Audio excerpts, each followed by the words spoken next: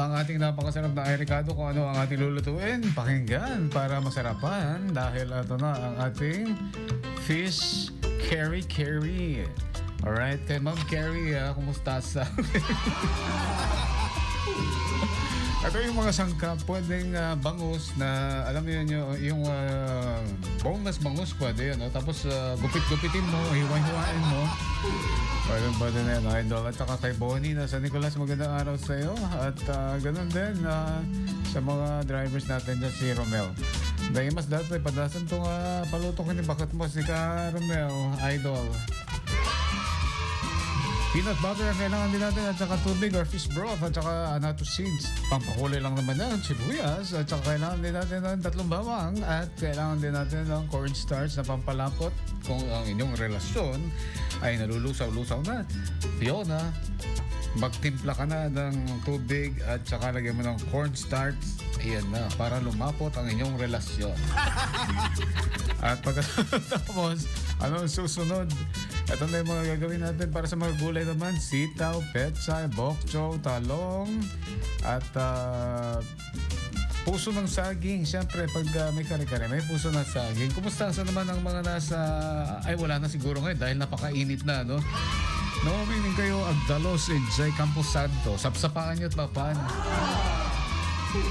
Nakamaymayat ko mga min mo awan ti agal-alat ti alaan da to pero min dita atang da kamo no apa ngamin na alaan da pero tapos alaan da pa di J Candela amin niya sabsabong di ba makapimpin sa sabsabong nagilat ka ng gatang mo tunukan awan to napanandaan ada may solar candle kapag biit lang ay paglikod mo awanin kung mga okay mo, pagtripan nyo, idol. Alam mo, pag mga ganyan, napakaganda niyan, pag lalo na paggabi. Solar candle. Yung binibigyan natin sa ating mga mahal sa buhay. Iprito na lang natin ang isda. At pagkatapos natin iprito side by side hanggang sa maging golden brown. Ito na yung paraan ng paggigisa. No? Igigisa natin ang sibuyas, ang bawang, at saka para ito ay lumambot at lumabas ang aroma.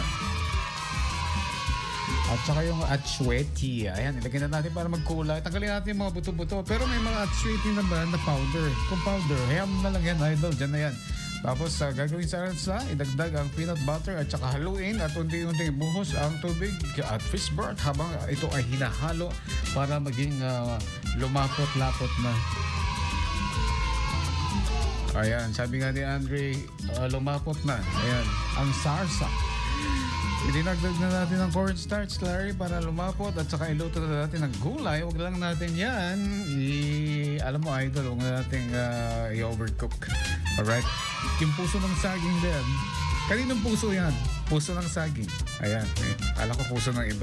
Ihanda na rin ang isda. Ilagay na natin ang isda at pagsamasamahin lahat. At eto na ang ating fish curry. Caring mo abot sa kayang halaga.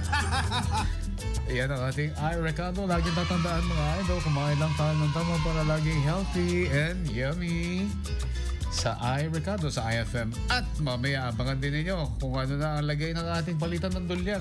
59 Jess, hindi kalman, itatangata ng gato, ano na bababa? Patangaman si ka-idol. Mamaya, abangan mo, dito na yan sa IFM.